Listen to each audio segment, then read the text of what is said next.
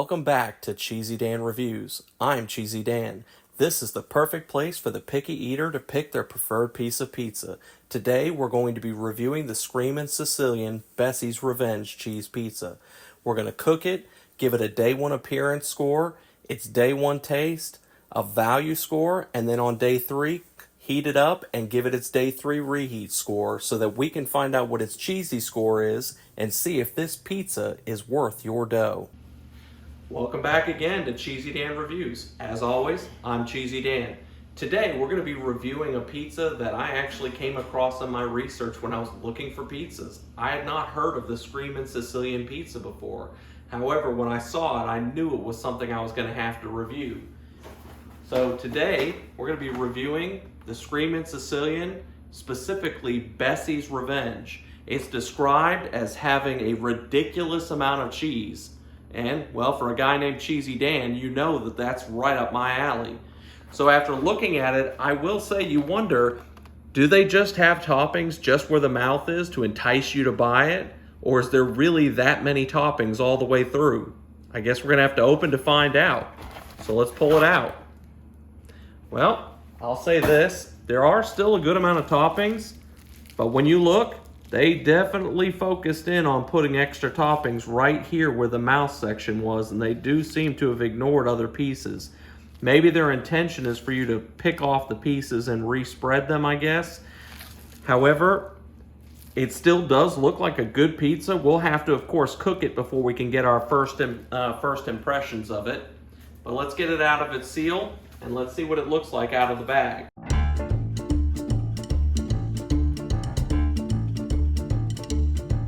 So I can confirm there is definitely some big pieces of cheese, and I guess they set it up with in mind of you going ahead, of rearranging some of these large pieces of cheese.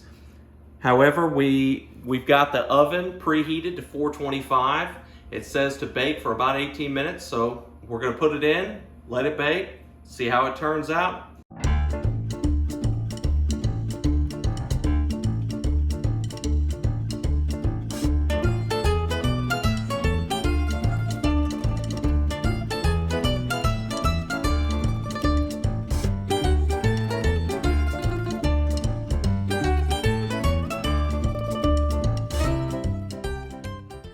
Now that it's about halfway cooked, I'm going to take it out and rotate it without hopefully burning myself so that we can get a nice even cooking all the way around.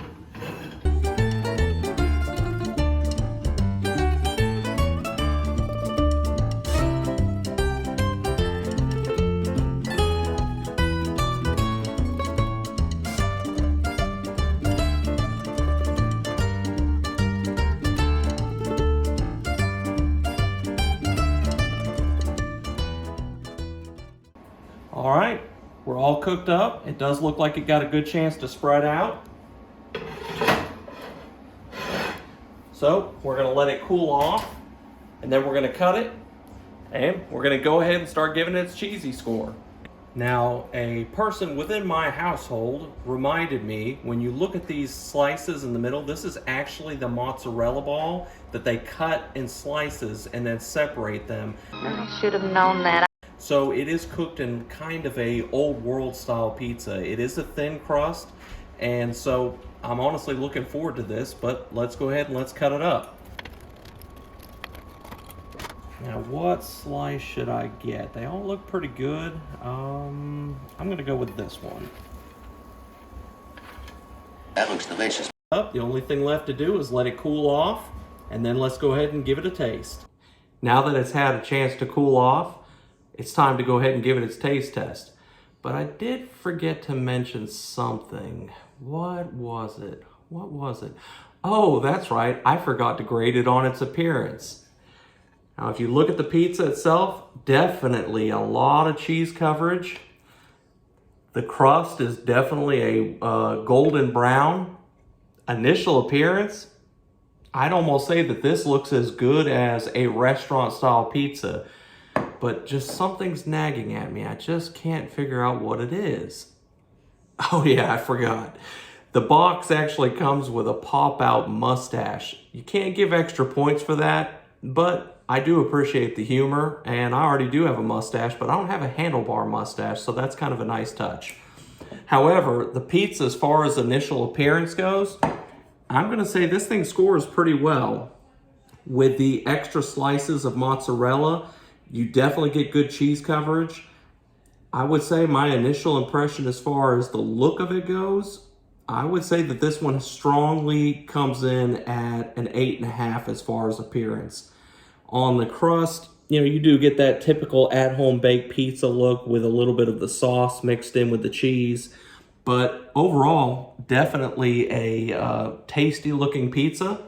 So let's do the next part. Let's take a taste.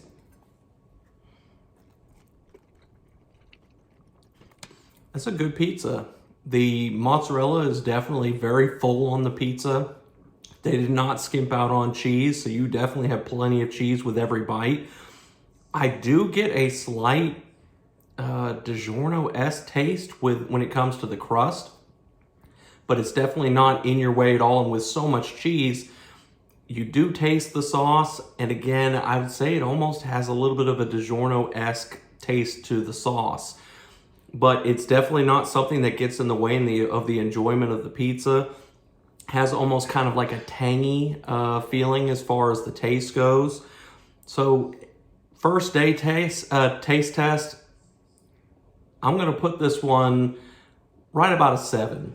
It's definitely not the best homemade style pizza I've had, but this is definitely a good homemade style pizza. Now, price-wise, this one, depending on where you buy it, is going to come somewhere in the $9 to maybe $11 range. When it comes to at-home pizzas, that is towards the upper end of the at-home pizzas. There are a couple more expensive options, but not much more. So unfortunately, in the value range, this one is going to score kind of low. It's going to put itself somewhere around the 3 range. So right now, this pizza is doing pretty well, and I did enjoy it. But the big question is, what's it going to taste like on day 3? And the only way to know is put it in a freezer bag, stick it in the fridge, and come back on day 3 and see what it tastes like. See you in a couple days. 3 days later. Welcome to day 3 of the Screamin Sicilian Bessie's Revenge cheese pizza review. I've gotten the pizza out of the fridge, and I'm going to take it out of the bag. Now, there seems to be a problem with this slice. Yikes. Now, I've thought about this a few different times about what would happen in the event that I accidentally didn't leave an extra slice to test for day 3. Up until now, that hasn't really been an issue. However, as you can see, I got a little ahead of myself, and I started to eat this slice on the day 1. Luckily, I caught myself after taking one bite. Why did I do that? Regardless, the pizza's still usable, and so we're going to go ahead and give it its day 3 review. If you look at the pizza, you can see that the bread itself has held up pretty well, the cheese as well. You're not really seeing, any kind of signs of bad aging. Still smells good. So at this point, we're going to set our air fryer to 350 degrees, throw it in there, let it heat up until it gets warm again, and then we're going to go ahead and give it a taste and see what its day 3 score is, so we can finish up and find out what the cheesy score is going to be for the Screamin Sicilian Bessie's Revenge. All right, now that it's had a chance to warm up some, let's go ahead and pull it out. And it looks like it reheated pretty well. Does look pretty tasty. So we're going to let it cool off just a little bit, and then we're going to give it its day 3 score. Now that it's had a chance to cool off, it's time to take that bite and see what we think.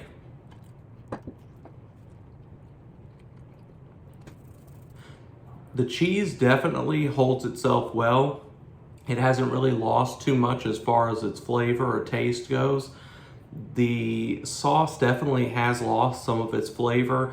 You can feel that it's starting to age a bit, so definitely the sauce is not as good as it was on day 1. The bread, while it came out of the bag a little bit soggy, which is an unfortunate case of putting a hot slice of pizza inside of a storage bag and contains the moisture, but when you do cook it inside of the air fryer, it does tend to dry it out. So that's actually a really good positive of using the air fryer versus using the microwave. I used to use paper towels underneath of the slice to try to offset that, but honestly the air fryer kind of takes care of that on itself. So again, great recommendation. Overall, I would say that this pizza, as a day 3, I'm gonna put this probably about a 4.5. It definitely has lost enough of its flavor that it's a little bit below the median of 5.